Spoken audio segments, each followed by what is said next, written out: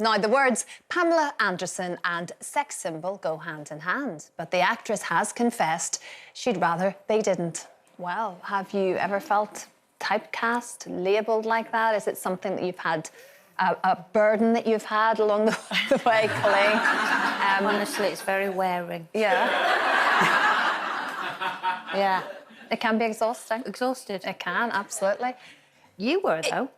Well, I think most women find that it happens to them at some stage or another because there's a really bad habit. Not about being a sex symbol, but just about being being stereotyped. Go, you're this sort of person or you're that sort of person. You know, there's always been the kind of virgin and the prostitute sort of thing that goes on with women in terms of... No, but that's... I mean, really, for a very long time, women were divided into one or the other. Those were the boxes. And, I was typecast, if you call it that, as the thinking man's crumpet, which is totally like a male gaze thing. It's not about what the other half of the population thinks about you. It's like what men think. And I think it just basically means that you can articulate a sentence and you don't look like the back of a bus. Hot. You know what I mean? That's no, I don't think you even need to look that hot. I think you just need to look reasonable and be able to speak, because their assumption is that as a woman you're not going to be able to do those two things at once, when actually as a woman you can do 5 billion things at once. Happily, the culture's changed. Yeah, I mean, Pamela Anderson, to be fair, was the ultimate sex symbol. She was, and she, beautiful. She, like, Baywatch was her, really, by the end of it. She was fantastic. But I understand that when you leave a show and you've got your real life and you want to go grocery shopping, people are always expecting you to see the character on the beach. And I understand what she means, but she's had to really try to move away from it so dramatically. I think that's why she's doing the whole no makeup thing. She's trying to almost put a new label on herself now. But I understand that. Midlife, time for redefinition. Absolutely. Well, yeah, completely that. Have you ever been typecast, do you feel, Jane? Have you ever been put into not in newspapers, because in newspapers I think it's either you can do the job or you can't do the job. And I always think about it. I often think about this. I've discussed it with Janet many times, because we both are quite male in our outlook. And I wonder whether we're male in our outlook because we were in a male-dominated environment and that was kind of how you got that respect, or whether we were male in our outlook and then got attracted to that career because of that. You know, I don't know which way around it was. What do you mean by male in your outlook? I think, just because we're quite tough cookies, I would say, is the description that people would say. I mean, I'm not. I'm actually quite a soft person, but at work, I'm just, I don't know. And Isn't that a male gaze thing as well? Because women are tough cookies. You know, well, I mean, most women are. Some are. Have to be. Some are, I would say. Some women are tough cookies and some men are tough cookies, And I don't mean, it doesn't mean necessarily tough as in harsh. It just means resilient to me. I'm quite a resilient person. But I don't know, I just sort of feel that...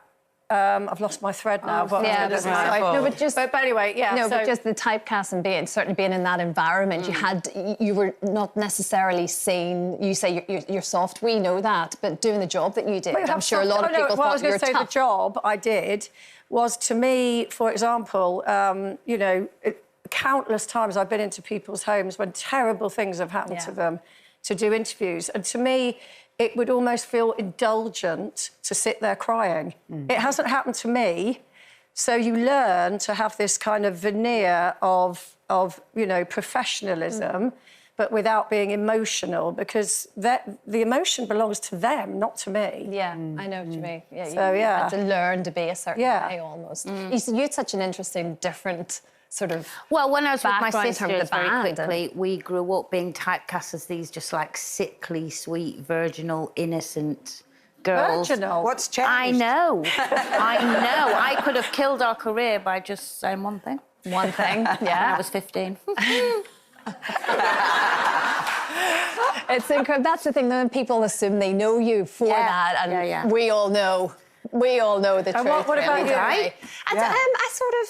I don't know. I think I know people like the sort of the girl next door thing used to when I was younger. I don't mean now, but I like that. But I don't mind that. Yeah, I think that's a nice thing. I do. I think that's nice. I would love to be a thinking man's crumpet. So would I.